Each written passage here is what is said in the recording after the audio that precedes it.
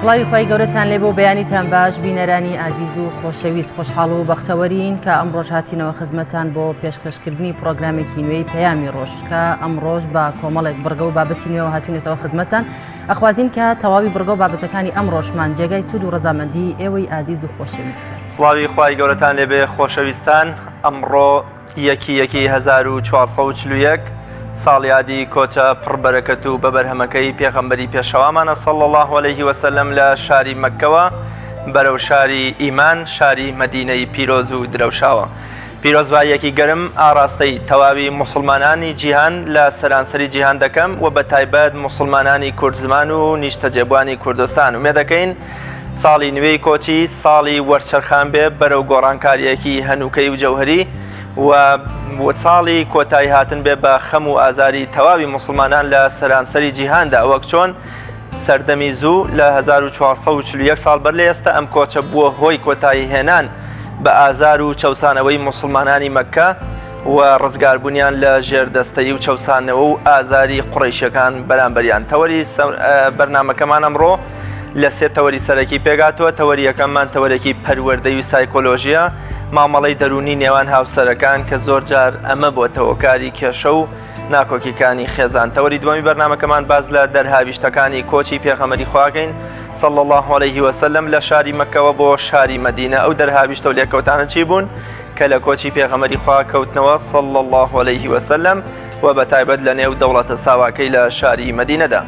تەوەری سێمی بەرنامەکەمان میوانداری گروپی یارانمان کردووە کە سەری ساڵی کۆچی و کۆچی پێغەمبەری خوامان صلی الله عليه وسلم بۆ دەڕازێنەوە لەگەڵ کۆمەڵێ لە باسکردن لە کۆمەڵێ لە چالاکیەکانی گروپەکە. بەر لە هەر شت دەچینە لای پێشبینی کەشوهەوای شار و شارۆچکە جیاوازەکانی کوردستان.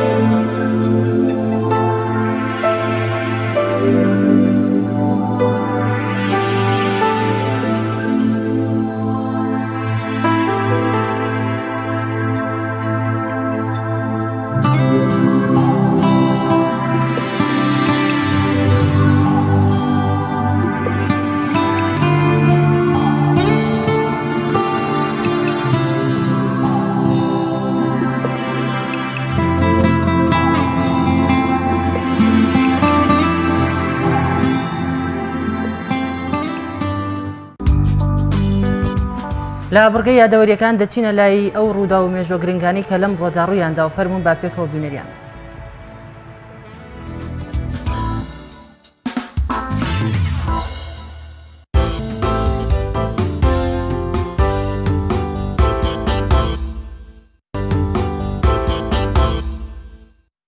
سیویەکی هەشتی ساڵی 1996 کارەساتی شومی هێنانی دەبابەکانی باعز بۆ ناو حەرەمی پەرلەمان لەلایەن هێزەکانی پارتی دیموکراتی کوردستان بۆ وەدەرنانی هێزەکانی یەکێتی نیشتیمانی کوردستان کە بەهۆی شەڕی ناوخۆ یەکێتی سنووری هەولێری داگیر کردبوو. پارتیش بۆ ڕزگارکردنەوەی ئەو شارەهانەی بۆ ڕژێمی باعز برد و سوپای باعسیش بە کۆمەڵێک تانک و زرێپۆشەوە هەولێر و بینایی پەرلەمانیان داگیر کردەوە و ئەو ڕووداوەش بە ڕووداوی سیوێکی ئاب بەناوبانگە. بەو هۆیشەوە سوپا و هێزی ڕژەمی باعز هێڵی 36 بەزاند کە لەلایەن هاوپەیمانەکانەوە دانرا بوو بۆ ئەوەی کورد بپارێزن و باعز لەو سنوورە بەملاوە نێتە ناوخاکی کوردەوە.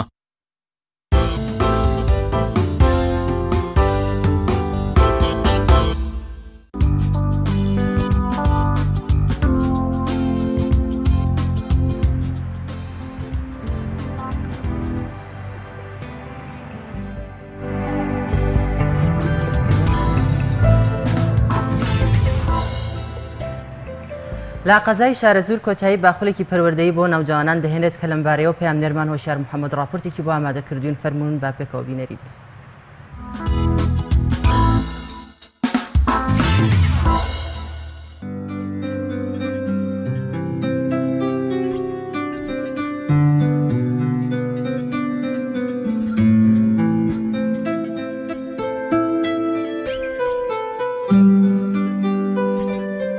زیارە لەمبەر بەرپرسیارەتی بەرامبەر ئەو کەلێنە پەروەردەیی لە سەرتاسەری کوردستان و بەگشتی لە جیهانەوە تایبەت لە سەرتاسەری کوردستانە دروست بووە. لە پای ئەو بەرپرسیارەتی ئێمە پەیمان پێبردو هەستمان پێکردووە هەستاین بە پڕکردنەوەی کەلێنێکی پەروەردەیی بۆ ئەوەی بتوانین لە دەڤەرەکەمانە لە شوێنەکەمانە لە ناوچەکەمانە گۆڕانکاریەک دروست بکەین لەسەرنەوەی ئایندە لەسەرنەوەی داهاتوو لەسەر ئەو نەوانەی کە ئێستا لە بەردەستمانە هەن بتوانین کارێکیان لەگەڵا بکەین لە ئایندە بن بە تاکێکی بەهرەمەند بە تاکێکی بەسوود بۆ مجتەمەعەکەمان. ئێمە لە ڕێکخراوی گزنگی شارەزور لە شارەزورە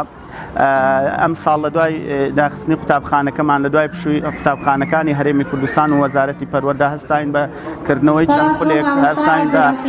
پەروەردەکردنی چەند منداڵێک چەند لاوێک لە بەردەم هەستکردن بە بەرپرسیارەتی ئەویش نزیکی 200 خوێندکارمان ئەم ساڵ لە بەشە جیاجیەکانە لە هەم لە کەرتی پەروەردە هەم لە بەشی پەروەردە هەم لە بەشی تعلیمی و زانستی هەم لە بەشی ئاینی و ئەخلاقی هەستاین بە فێرکردن و پەروەردەکردنی چەندا و منداڵێکی ناوچەکەمان.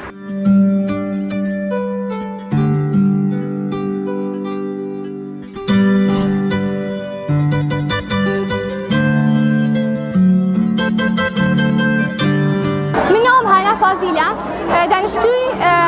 ناحیەی زەڕایەنم ئێمە کچانی مسلمان و چەندین کوڕانیش بەشدار بووین لەم خولە پەروەردە و بەهێزکردنی قوتابیانە. ئێمە فێری ئادابە گشتیەکان ژینگە ئینگلیزی فەرموودان نوێش ئەمانە هەمی فێر بووین. من ناو ئاهەنگ ئازادە دانیشتووی ناحیەی زەڕایەنم لەو خولەشتی زۆر فێر بووم هاوڕێی زۆرم ناسی ئەم خولێکی پەروەردەییە دەرزی ئینگلیزی و ئادابە گشتیەکان و فەرموودە و نوێژ و شتی زۆر فێر بووین. لە ئینگلیزیە ڕەنگەکان و وشەکان فێر بووین کە بینووسین لە ئادابە گشتیەکانیشە ئەوە فێر بووین کە یارمەتی خەڵک بدەین. ئێمە فێر بووین ژینگە پارێزین فێر بووین فێری ئادابە گشتەکان بووین ئادابی نان خواردن چۆن ڕێز لە گەورەکان بگرین و چۆن بەزەیم هەروە فەرموودەی پێغەمبەر صلی الله علیه وسلم ئەویشوان خوێند و من ناوم گەشبین عەبدوڵڵایە دانیشتووی ناحیەی زەڕایەنم لەم خولەیەدا شتی زۆر فێر بووم و هاوڕێ زۆرم ناسی و مامۆستاکان زۆر باش بوون لەگەڵمان. ئێمە مامۆستاکان هەوڵیان داوە ئێمە سیمینار و کۆرس و شت ئەنجام بدەین و زۆر سپاسی مامۆستا نەوزاد و مامۆستا شەهلا دەکەین.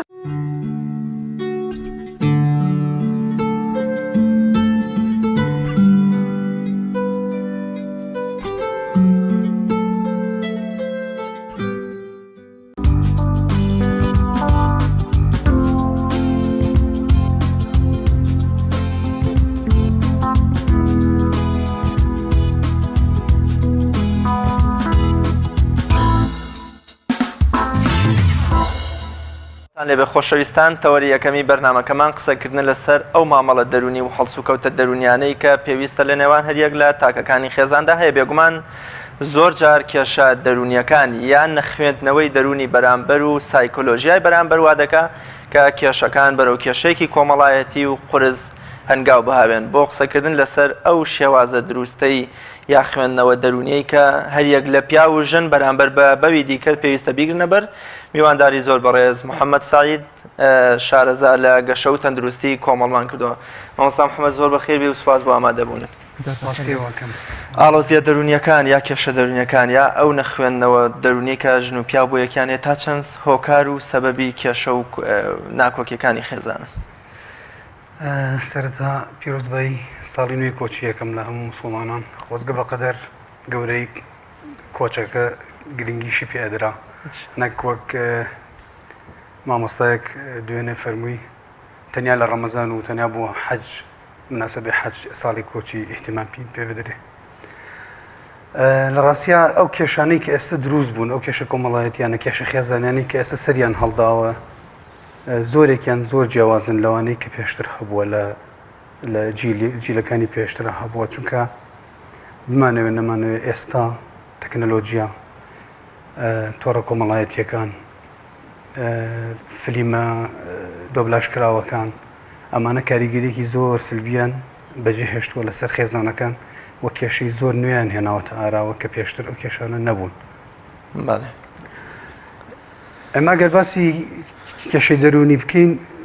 من نایم زۆر قوڵ بچینە ناو مۆزوعی لە دەرونەوەمانەوە نا ئێمە بێ بیر لەو بکەینەوە هەمومان هەموو ئینسانێک دوو بەشە ینی جانبی دەرونیەکە سەرچاوی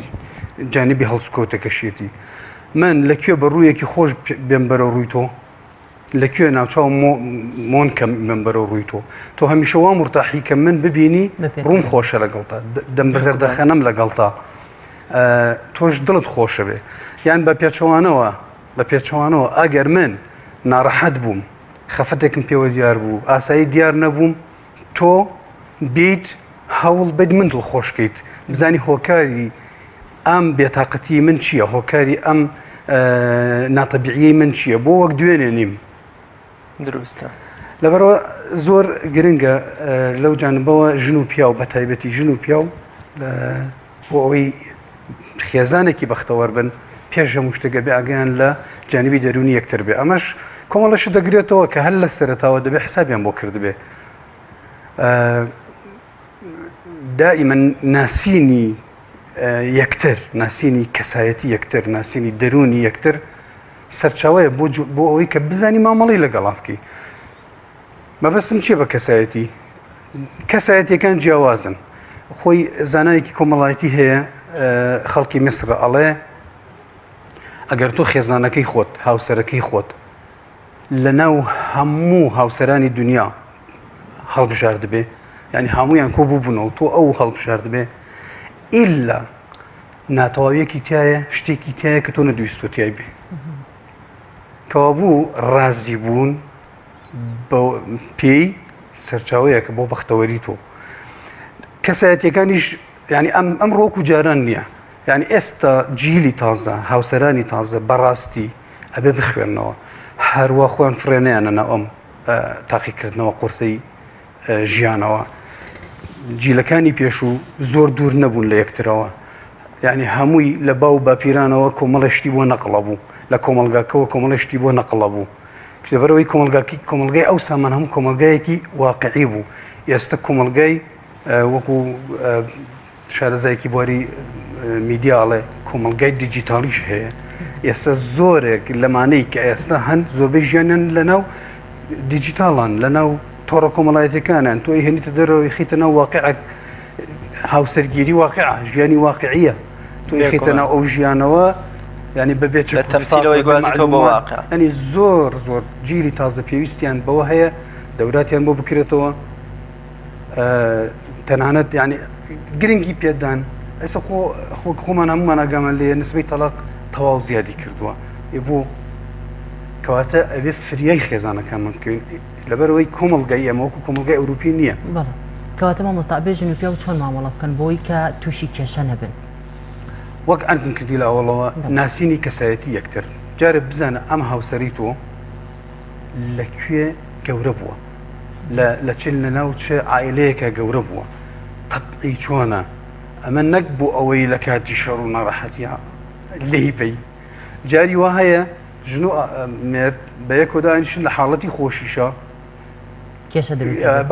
باسی ڕابردووی خۆیەکە کاتی خۆی من پیاوەکە بە زۆری پیاوەکە لەم جانبەوە باسی ڕابردووی خۆیەکە کاتی خۆی من دایمن لە دەرەوە بووم ئاوا چەتور بووم ئاوا شەڕەسەگم مەکردو ئاوا چی مەکردو ئەمە ژنەکە لەو کاتە پێکەنێ ئاساییە بەلایەوە بەڵام دوایی کە شەڕێم تۆ هەر لە دەرەوە بووی تۆ هەر خەریکی شەڕەسەگ بووی تۆ نازانم چی ینی تۆزێک ئەمانە دەوری هەیە گرنگە بزانین کە من چەند نمونەیەکتان بۆ باسکەم لەسەر ئەو مۆزوعە ینی مڕعاتکردنی حاڵەتی دەرونی چۆنی ئەکرێت لە کوێیت بەحسە کرابوو لەسەر نسبەتی تەلاق بۆیان دەرکەوتوو لە نەتیجەی بەحسەکە کە زۆربەی تەلاق لە ڕۆژهەڵاتی ناوەڕاستە و بەتایبەتی لە وڵاتە عەرەبیانە کە ئێمەش بەشێکین لەوان لە دوای سەعات دووە دەست پێەکە ڕوەدا. بەڵێ تاوان هۆکارەکەی چی بووە؟ هۆکارەکەی ئەوەیە پیاو کاتێک ئەچێتە دەرەوە بۆ ئیش و کار ینی دەرکەوتۆ پیاوی بەنتیجی کۆمەڵە بەحسی ترە دەرکەوتە پیاو ڕێژی قسەکردنی پیاو 8,000 وشەیە پیاوی نۆرمەڵ 8,000 وشەیە لە ڕۆژێکە بەڵام ژن 18,000 وشەیە لە ڕۆژێکە ئەمە ژنی نۆرمەڵ ینی ئەگینا غێر نۆرمەڵیش زیاتر ئەتوانێت. کاتێ پیاو لە دەرەوەیە نزیکەی لەو 5,000 سەرف کردووە کاتێک کە ئێتەوە بۆ ماڵەوە زۆر هیلاکە 3,000 پێماوە ئەم 3,000 بە بەش کاتا کاتی خەوتن. ژنەکەش لە ماڵەوەیە زۆربەی ژنی ڕۆژهەڵاتی ئێمە تا ئێستاش ژنی ماڵەوەن لە ماڵەوەیە 18,000 پێ گریمان هەشتیشی سەرف کرد بێ لەگەڵ ئەم و ئەوە هێشتا 10,000 پێ ماوە لەبەرەوە کاتێک کە پیاوەکە ئەگەڕێتەوە ئەو پرسیار زۆرەکە لەکوێ بووی چیت کرد بۆ تەلەفۆنم کرد جواب نایە بۆ ئەوش هەر بە ئەو ناجوابێتەوە بەڵێ نا بەڵێ نا ئێوە ژنیش بێ بەڵێنا قەنەعەت ناکە ئەبێتە فەرتەنە ئەبێتە شۆڕ لەما. طبعا لێرە ئەگەر ئافرەت شارەزایی هەبێ ینی وەکوتم ئەو جانبە شارەزا بێت کە پیاو ئاوهایە کە لە دەرەوە بوو قسەی کرد کەمی پێ ئەمێنێت هیەوە نیە احتیمام بەمەسال لە چەند حاڵەتێکە هەندێک ئافرەت هەیە کە زۆر کەمنەتقە زیاتر سێری مۆبایلەکە خەریکی ئینتەرنێت یان ئەوەی سێری تەلەڤیزیۆنەکانی نمونەی زیندومان بینیوە کە پیا پێوتووە شوود بە تەلەڤیزیۆن کردووە کە قسەیەک ناکەی هیچمان لەگەڵا ناڵی ئەی ئەمە لەم کاتەیە ئەبێت چی بکەی لە کاتێکا کە ئەزانی ئەم ئەزانێت ئەو ئافرەتەکە ئەم مێردەی لە دەرەوە بووە ماندوو بووە پێویستی بە ئیسراحەتە بێدەنگە سەرناخاتە سەر هیچ قسێکی لەگەڵا ناکا بەڵام لە بەرامبەرە ئەو وای پێ ئەڵێت لەم کاتێ ئەبێت چی بکات. ژنەکە ئەگەر تەمان ئەوە یەکێکە لە نەخۆشیەکان ینی ئەوە خۆی خۆسەر قاڵکردن بە تۆڕە کۆمەڵایەتەکان و بە چات و بە حەڵقەکان و بمانە ئەمە ئێستا خرای ڕیزی ئالوودەبوونەوە ئەوە هەممانەوە ئەزانین ئەوە نەخۆشیە ئەسڵمە بێ ئەویان چارەسەر کرێ ئەوە طبیعی نییە یعنی من بەڕاستی هەر لە ماوە پێشوە ژن و پیاوم بینیوە جیابوونەتەوە لەسەر ئەوە جیابوونەتەوە لەسەر ئەوەی کە جەنابەت باسیەکی لەبەرەوەی وەلو خۆی اعتراف ناکە خۆی اعتراف ناکە کە لەسەر ئەو بووە بەڵام من بە تۆ ئەڵێم ژنێک هەر لە ئێوارەوە هەتا چواری بەیانی خەریکی یاری پۆبجی بێ و مناڵیشی هەبێ هاوسەریشی هەبێ طبعا کۆمەڵە ئیلتزاماتی تریش دروست دەبن دەوامە کەس و کارە میوانە ئەملای ئەولای ینی ئەم حاڵەتە چۆن دەچێتە سەر ناچێتە سەر ئەخیر جار ئەتەقێتەوە ینی ئەو وەسعش نەخێر خۆکە پیاوکە لە ئیش ئەگەڕێتەوە بۆ ئەوە ناگەڕێتەوە دڵی خۆش بێژنەکەی قسە ناکە خەریکی تەلەڤیزیۆن ئەی باشە ئەمە نانێکی ناوێ ئیسراحەتێکی ناوێ بەدەر لەوە بەسەوە نیە ئەو ئافرەتە بە بەردەوامی سێری و تەلەڤیزیۆنە بکات دوای ئیسراحەتکردن دوای نوێشکردن دوای نان خواردن ینی دانیشی سێری تەلەڤیزیۆنەکە لەوانەیە لە حاڵەتێکا و پیاوپی خۆش بێت کە قسەی لەگەڵا بکەی بەس دەبینی ئەو ئافرەتە مەشغوڵە بە ئیشێکی ترەوە نەگەر سیرکردنی تەلەڤیزیۆن بەڵام لە بەرامبەردا ڕاستێکی وای لێ ئەدرێت. دائیمەن ژن و پیا و ماندوو ئەبن لە حاڵەتی ماندووبوونە هەردووکیان بە دوو ڕێگە ماندووبوونیان دەرەبڕن. پیاو کە ماندووە بێ وەکوتراوە مێشکی پیا و سنۆقیە کە چۆن ناو سنۆقیەکەەوە ئاگەی لە سنۆقەکەی تر نییە بەس مێشکی ژن شەبەکیە ینی دائیمەن ئیشەکە هەموو شتەکان ڕبتیان بە یەکەوە هەیە ئەمە هەر ئەلمیە نەمەش سەرمێنراوە. پیاو کاتێک کە ماندووە بێ حەزەکە بچێتە نە ئەو سنوقە بەتاڵی کە هەیە لە مێشکیا ئەو کاتێک کە ئەیبینی چیەکە پیاو حەزەکە بچێتە ژوورەوە خۆی مەشغوڵکە بشتێکی زۆر تافی وسادەوە جای وای 2 ساعت بەس خەریکی مۆبایلەکەیەتی و هیچیش نییە هیچ شتێکی مهمیش ناکە یا جاری وا هەیە سەی تەلەڤیزیۆنەکە ئاگەی لە تەلەڤیزیۆنەکەش نییە بە تەواوەتی بۆ چکە من ماندوو ئەیە بۆ پشوو بە بە پێچەوانەوە ژن کاتێک کە زۆر ماندوو بێ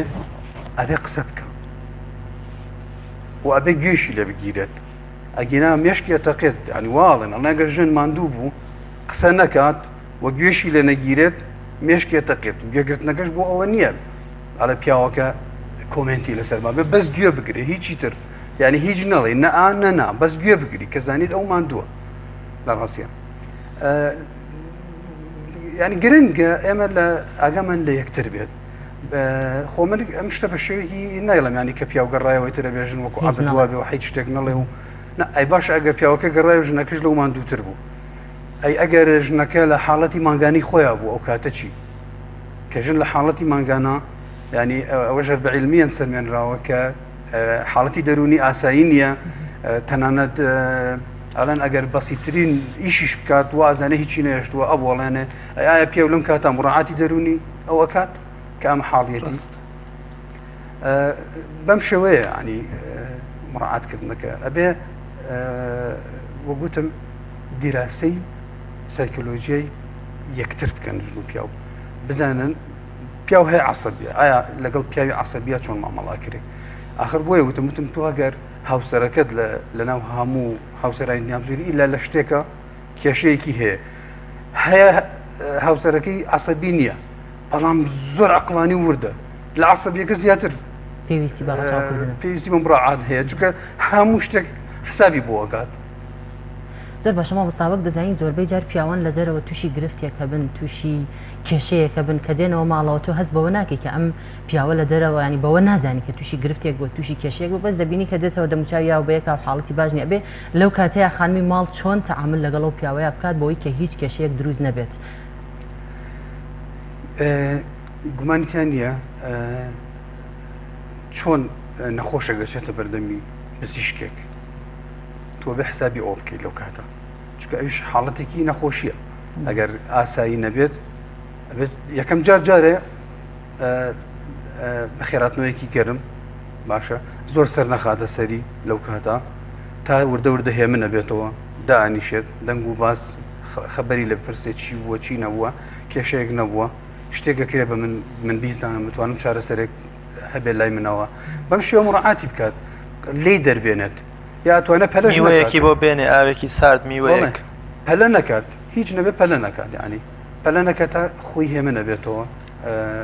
هاوسەرەکەی دوای وردە بە قسەی خۆش دەتوانێت لێ دەربێنە بزانە چی بۆ چی ڕوویاوە بەڵێ ئەتوانێت بۆچی ناتوانێت بەڵام لەو ڕێگەوە بەڕاستیە ئەگەر خۆپیاوەکە نەیویست ئەم خەبەرەی دەرەوە بگەێنێت چکە ڕەنگە پێی باش نەبێ بەڵام لە هەمان کادا زۆربەی جارە بینین کە پیاوان کە دێنەوە دەرەوە کێشەی دەرەوە ئێهێنە ماڵەوە لە ماڵیشەوە کێشە دروست دەکەن ئەو ناڕەحەتی و تەنگەشەی کە لە دەرەوە تووشی هاتوو کە تووشی ئەو کێشەیە بۆ بەژنەکەی خۆی دەری ئەبڕێت ئەبێ لەم کاتەیە پیاو چی بکات ئەبێ لەم کاتەیە ژن چۆن بزانێت کە ئەم هاوسەرەی کە ئەم مێردەی کێشەیەکیە کە بتوانێت چۆن تەعاملی لەگەڵ واللهی ئەگەر یعنی کابرا ئاوا بگەڕێتەوە وەکو ڕۆژان نەگەڕێتەوە هەر ئەوە خۆی نیشانەیەکی وازحە کە ژنەکە نابێت سەرخاتە سەری ینی ئەبێت تەحمل کات حتا ئەگەر پیاوەکەشت و ڕەبوو ئەبێت تەحمل کات ڕەدی نەداتەوە جوابی نەداتەوە لەو کاتە ئێمە هەمومان چەند جار بووە تووڕە بوو بین تەنانەت دەگەر لە ماڵی باوکو دایکیشا بوو بین پێش هاوسەرگیری کاتێککە عەسەبیەتێکمان بوو بێت تووڕەبوونێکمان بوو بێ دوای دڵمان بەس بەوە بۆ خۆش بوو کە دایک و باوکمان لەو کاتە جوابیان نەداوینێتەوە ئەگەر جوابیان نابێتەوە ئەوەنەی کە وەزعەکە تێک چووە بەسەریەکە تەحملکردن جواب نەدانەوە سەر نەخستنە سەری باشترین ڕێگایە لە ڕاستیە تۆ کە بزانی کابرا ئاگری لێ ئەبارێ وانە نەشتوانی بزانی کە دەستی لێبەی لە مەوزوعات زیاتر بشێوێ بێدەنگ بە خۆ هیچ کەس تا سەر عەسەبی نییە ئەنی دوو ڕۆژ لە سەریەک شتی وا نابێ ئەنی هەرچەند سەعاتێکە خایەنە وردە یا ئیسراحەتی کرد سەرخەوێکی شکار فەرقەکە لە ڕاستیە لەبەرەوە تاکە ڕێگە هەر ئەوەیە بێدەنگ بێت لەو کاتە ئەگەر زانی چارەسەرەکەی پێ ناکرێت زۆر باش مامۆستا محەممەد دەستێوەردانی ماڵە خەزورانی هەردوو لا بۆ نێو ئەو خێزانە بچکۆلەی کە دروست کراوە تا چەند نەچێتە چوارچەوەی مامەڵە دەرونیەکانەوە هەروەها زۆر جار ئافرەت بەراوردی خۆی بە ماڵی خوشکەکەی یا بە ماڵی باوکی یا بۆ منە لە ڕووی قەنەفە و جوانکاری و سیارە و ئاڵتون و جلوبەرگەوە بەراوردی خۆیەکە بە خەڵکی دیکە کە ئەم لەو ئاستانیە و بەجۆی لە جۆرەکان دەرونی مێردەکەی ئازارەدا ئەمانە تا چەند ئەچنە چوارچێوەی ئەو مامەڵە دەرونی کە پێویستە هاوسەران لە نێوان یەکترا بیکەن بەداخەوە یەکێک لە سەرچاوی کێشەکانی خێزان تەدەخولی ماڵە خەزورانی هەردوو یعنی ئەمە بە شێوەیەکی گشتی لە کۆمەڵگای ئەمە تەواو بەرجەستەیە کە ئەسڵ ئەوەیە ژن و پیاو نەیاڵن بە هیچ نوعێک ماڵە خەزوران تەدەخولکەنە ناو حیاتیانەوە ئەبێ نەیاڵن یعنی نێڵەن خۆمە مەسمەوە نیە بچن بە گژیان ناشڕان نە هەر بە قسەی خۆش مەجال نەدەن ئەوان تەدەخولکەن لە حیاتیانە وە کێشەی ماڵە خەزوران نێنە ناو کێشەی ماڵی خۆیانەوە پێویست ناکە برایەکی هاوسەرەکەت ئەوێژن بێنێ یان خێزانی هەیە کێشەیەکیان هەیە تۆ تدخلی تیا مەکە ینی ئەمە خۆی بۆ خۆی گرنگە ینی تۆگە تدخل و تیاکردیانی بەشێک لە کێشی ئەوان هێنایەوە خێزانەکەی خۆتەوە بەراوردکردن یعنی یەکێک لەو شتانەی کە بەجددی پیا و زۆر پێی تێگەچێت ئەوەیە کە خێزانەکەی ئەو بەراورد کە بە خەڵکی کە بەراورد کە بە زاواکەی تریان بەراورد کە بە دراوسەکەیان بەراورد کە بە هەر کەسێکی کە بەڕاستی پیا و بۆشتن زۆر دێگەچێت دەرونی پیا و زۆر قورس بە دڵنیاییش و ئافرەتیش وایە بە دڵنیاییش و ئافرەتی شەر وایە یعنی ئافرەتی وایە و ئاو چیەکە و چیەکە و چیەکە و تۆ چیەکەی ئەم شتانە بە هەمان شێوە تەواو ئەو قسەیە هەستن وکو ئارزم کردی یەکێک لە سەرچاوەکانی کێشەکان ڕێگەدانە بە تەدەخلی خێزانی هەردوو لە ینی من لەگەڵ ماڵێکە ئەوە ئەم جۆرە کێشانەمان باس کرد ئافرەتەکە وتی ئێمە چەند خوشکێک بووین کە شومان کردووە یەک بە یەک شوێنێکە حتا یەک ساڵ لە دوای شوکردن کە ڕاوینێتەوە بۆ ماڵەوە باوکمە ڕووی نەداوینێتێ بە خێراتنی گەروی نەکردوین ماچیشی نەکردوین خۆمە خەڵکێکی عشار بوو ڕەنگە تۆ بڵێ ئەجاوە چۆنە بێ ئەمانە طبعا هەدەفەکەی چی بووە تەنیا هەدەفەکەی وە پەیامێ با بگوێچکەیە تۆ کە لەم ماڵا دەرچووی دەبێ خەریکی هێلانەی خۆت بیت ئەبێ خەریکی ماڵ و مناڵ و حاڵی خۆت بیت بە تەمامە بە ئەم هێلانە کۆنە هەروە بمێنێ بۆ تۆ بۆیە بەراوردکردنەکە زۆر سەقەتە یعنی کێچ بەتەما بێ لێرە لە دایکی بەردەوام سێژەمە خواردنی خستوتە بەردەستی و قژی بۆ دایەناوە و برا نازی کێشاوە باوک نازی کێشاوە زۆر جەمانسا هەمان شت لە ماڵی مێردیا ببینێ ینی تۆقعی نەکە زۆر بەراورد دەکا بە زۆر جان خۆشی بەراورد دەکا بە خێزانە تەقێوە کۆڵێ تەمسیلەکەی نێو زنجیرە دراماکان خۆزگە دراوسێکەشی بووە وەک عەرزم کردی من ئێستا یەکشتمێ لە کێشەی مناڵ زۆر ئێستا پێیان بووە کێشەی مناڵ پەیدا بووە بۆ هۆی ئیهمالی دایک و باوکەکانەوە من ینی ئەو قسەیەم کردووە وتومە حتاوەکو دایک و باوکەکان پشت نەکەنە تەلەڤیزیۆن و ڕوو نەکەنەوە مناڵەکانیان مەبەستمەوە نیە هەرسەی تەلەڤیزیۆن نەکەن بە تایبەت مەبەستم زنجیرە دەوڵەشکراوەکان سەدەڵقەیەکان بە تەمای ئەوە نەبن مناڵەکانیان تەندروست دەرچن یان دایک باوک دڵی بەچی خۆش دڵی بەو خۆشە ئایپادێکی خستۆتە بەردەستی مناڵەکەی یا مۆبایلێکی خستۆتە بەردەستی مناڵەکەی یان مناڵەکەی هەمال کردو بە پلەستەیشنەوە ئەلە بەس نییە سرم نایەشێنێ و مەشغوڵ بە پێ و بێدەنگە بەڵام لەو مناڵەکەی مەگەر خوا بزانێت چیەکەوێتە بەرچاوی لە ڕێی ئینتەرنێتەوە کە بە ئاشکرا بە مناڵەکەشیەوە دیارە یعنی دوای هەڵەسێتەوە مناڵە ئەگەر تەنانەت تەمەنی بچووک بێ هەڵەسێتەوە ئەگریە سەریا بە دیوارە عەقیژێنێ دایکەوەکە نازانێ بەس ئەم چی لە قەوماوە سبەینێ وەکو مناڵێ لە دەرەچێ هێشتا تەمەنیش نازان 16 ساڵە چەنە ئەچێ بە دەمانچەوە مناڵی خەڵکە کوژ ببوورە مامۆستا زۆر کات دەبینین کە تەداخلاتێک دەکرێت وەکوی کە باسمان لە ماڵە خەزورانی هەردوو لادا بێت بۆ نمونە پیاوێک دەبینی کە خانمەکەی خۆی زۆر باش دەناسێت کە تەعاملی چۆنە تەبیعەتی چۆنە خانمێکی چۆنە بەڵام دەبینی لە تەرەفی ماڵی باوکەوە لەبەر هەڕقێک هەبێ هەر حەسادەتێک هەبێ زۆر بە شێوەیەکی خراپ لە پشت ئەو ئافرەتەوە باسی ئەم خانمە ئەکەن بۆ مێردەکەی دوجارم خانمە کە بەم شتە ئەزانێت دادەنچێت لەگەڵم هاوسەری خۆیان مێردەی خۆیان قسە و گفتوگۆ ئەکات کە ئەم شتەوانی بەڵام ئەو پیاوەی هەر سوورە لەسەرەوەی کە قسەی ماڵی باوکی دروستە کە قسەی خوشکەکانی دروستە ئەبێ خانم لەم کاتەیە چی بکات چۆن بیسەلمێنێ بۆ پیاوەی کەوانی لە کاتێک چاکە و خانمە خۆی بەو شێوازە نەبووە بەڵام دوجار بەهۆی ئەم تەداخلاتانەوە بەهۆی ئەم کێشانەوە کە باس کراوە ئەم پیاوەڕقێک بەرامبەر بەم خانمە دروست دەکات شەڕی پێ ئەفرۆشێت کە لە بنەڕەتی شاوانیە کەواتە دوجار کێشە دروستە بێ ئەبێ هەردوو لا چ خانم بێت چ پیاوە بێت چی بکات ئەو ڕێگەیانە چین بۆ چارەسەرکردنی ئەم تەداخلاتانە بەڕێزیشت ئاماژت بۆ کرد کە ئەبێ ڕێگری بکرێت لەم تەداخلاتە کەواتە ئێمە ئەبێت چی بکەین ئەو ڕێگریانە کامەن هەندێک جار ڕێگریەکە طبعا ئەوەی کەوتم پیاوەکەش بە هەمان شێوە نەبێت تۆقعی ئەو بکات لە ماڵی دایکیا سێژەمە دایکی خواردنی خۆشی بۆ حازر بێت آخر خۆ ئێستا ئەم جیلە تازە و گوتن جیلی تەکنۆلۆژیا و جیلی دیجیتاڵی ینی زۆرێکیان هەر نازان خواردن دروستکەن لە سەرەتای زەواجەوە باشە تەدەخلات بەچی دروستە بێ پیاوەکە بەتەما بێ ئەم ئافر ئەم خێزانەی وەکو دایکی سێژەمە خواردن بخاتە بەردەستی و قیرە قیریشکا بەسەریا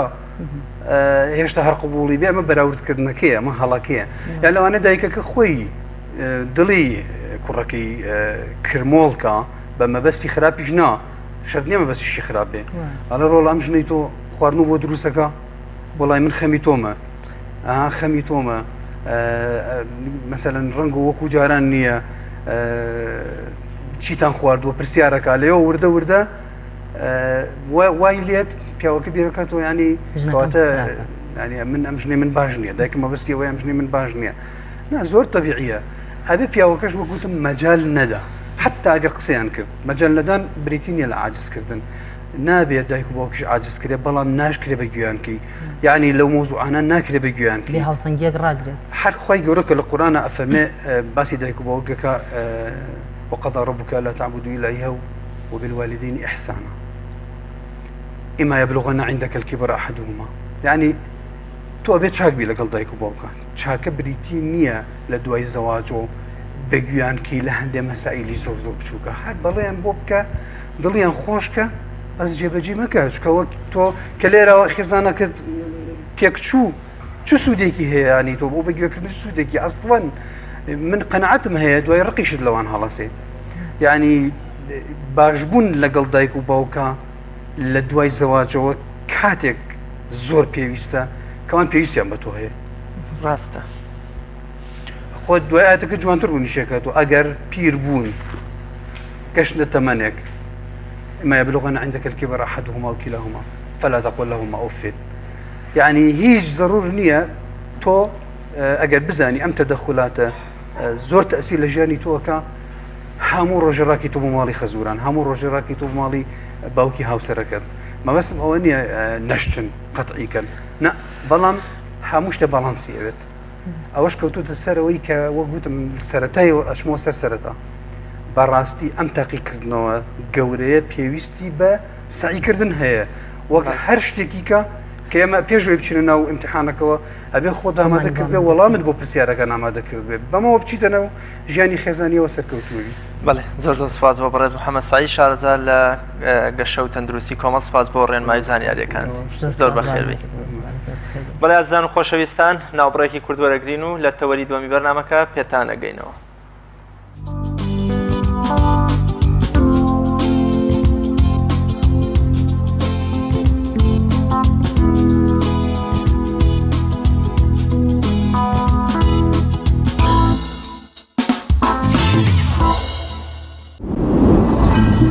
تۆپ ئارت تاکە بریکاری تۆڕی میدیایی کۆمەڵ بۆ دروستکردن و بڵاوکردنەوەی ڕیکلام. تۆپ ئارت. ئایا تا ئێستا بیرت لەوە کردوتەوە کە ئینتەرنێتێکی بێسنوور بەکاربێنیت یان بیرت لەوە کردوتەوە کە بۆ هەفتەیەک یان 2 هەفتە ئینتەرنێتی بێسنوور بەکاربێنی سەرەڕای هەموو ئەمانە تا ئێستا بیرت لەوە کردوتەوە کە بۆ یاری ئەلکترۆنیەکان ئینتەرنێتی بێسنوور بەکاربێنیت؟ بێگومان نەخێر فانسی نێت هەموو ئەم کێشانەت بۆ چارەسەر دەکات. تۆش دەتوانیت بۆ ماوەی هەفتەیەک یان 2 هەفتە یان مانگێک بەردەوام بێسنوور لەگەڵمان بیت. ئێستا خزمەتگوزاریەکانمان لەم شوێنانە بەردەستە: سلەیمانی، شارباژێر، شارە زوور، هەڵەبجە، سەی سادق، عربەت، پێنجوێن، بازیان، تاسڵوجە و زەرگوێز. فانسی نێت هەمیشە ئینتەرنێتی بێسنوور. کارگەی شەربەتی خاڵقی گیرەوەی خاڵقی بە تامەکانی پرتەقاڵ، مێوەژ، هەنار، لیمۆ و مۆز و ئەنەناس بەرهەم دەهێنرێت. تەواوی تامە سروشتیەکانی شەربەتی خاڵقی وێنەی باخێکی پڕمیوەیە. کارگەی شەربەتی خاڵقی لەگەڵ 24 ساڵ ئەزمون و بە تامی سروشتی. ناونیشان سلێمانی ناوچەی پیشەسازی دوو پشت ئەلبیستەکە. کارگەی شەربەتی خاڵقی. کارگەی ئاسمان. کارگەی ئاسمان بۆ بەرهەمهێنانی نایلۆن و سفرەی سەفەری لە کوردستان. سفرەی ئاسمان لە خەمی تەندروستی هەمواندایە. سفرەی ئاسمان دوورە لە بەکارهێنانی هەموو ماوەدێکی زیانبەخش وەک ڕیسایکلین. بەکارهێنان لە ئێوە دڵنیایی لە ئێمە لە باشترین و خاوێنترین بەرهەمە خۆماڵیەکانە. سفرەی ئاسمان ڕازگۆیی لە پێوانەدا، خاوێنی لە پێکهاتەدا. سفرەی ئاسمان. بۆ دەستخستنی سفرەی ئاسمان پەیوەندی بەم ژمارەیەوە بکەن: 0771 840 2000. هەمومان حەزمان لە برنجە. برنجێک تامی ڕاستەقینەی برنجمان پێ ببەخشێ. بازار جملەی دێت لە برنج، بەڵام بژاردەی من برنجی دۆلفینسیە. بە تام و بۆن هاوشێوەی برنجی کوردیە. 100% سروشتیە. برنجی خڕی دۆلفینسی شێفە گەورەکان سەرسامەکات. بۆیە بێدوودڵی بژاردی من و کابانی ماڵە. تا ئێستا زۆر جۆری برنجم تاقی کردوتەوە، بەڵام هیچیان وەک دۆلفینسی نییە. تامێکی ترە ئێوەش دەتوانن تاقیکەنەوە. دۆلفینسی باشترینمان بۆ هەڵبژاردن.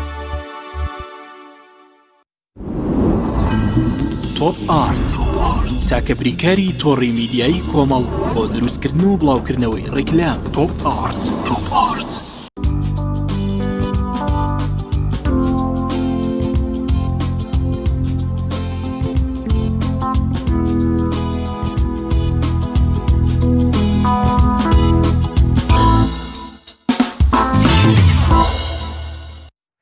سروودە بەناوبانگەکەی تەلەع البەدر عەلەینا لە مێشکی هەموماندا دێت و دەچێت و بووە بە سمبولی کۆچە پڕخێر و بەبەرەکەتەکەی پێغەمبەری خوا صلی الله علیه وسلم. لەم یادە پیرۆزەدا خۆمانەکەین بە قوربانی شوێن پێکانی ئەو پێغەمبەرە ماندووی کە لە تەمەنی 53 ساڵیدا 500 کیلۆمەتری لە مەککەوە بۆ مەدینە بڕی تەنها لە پێناو ڕزگاری تەواوی مرۆڤایەتیە. ڕەزا و ڕەحمەتی سەلام و مێهرەبانی خوا لە گیانی پێغەمبەری پێشەوامان و هاوڵە دڵسۆز و بەوەفا و بە ئەمەکەکەی حەزرەتی ئەبوو بەکری سەدیق با پێکەوە گوێبیستی ئەو سرودە خۆشە بین.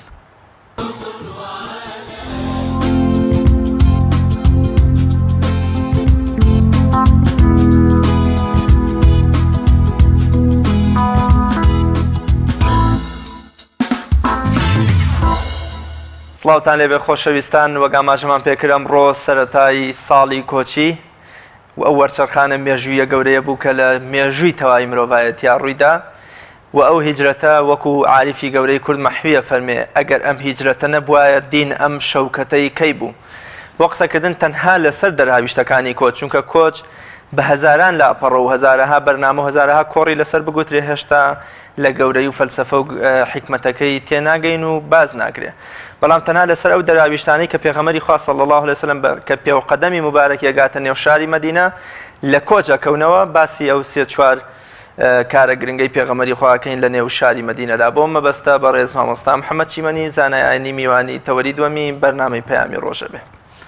مامۆستاگیانیخوا بەخێر بێ و سپاس بۆ ئامادەبوون و پیرۆزبایەکی گەرماڕاستی جەناب و تەواوی موسڵمانانی گیانەکەین بۆی ئەم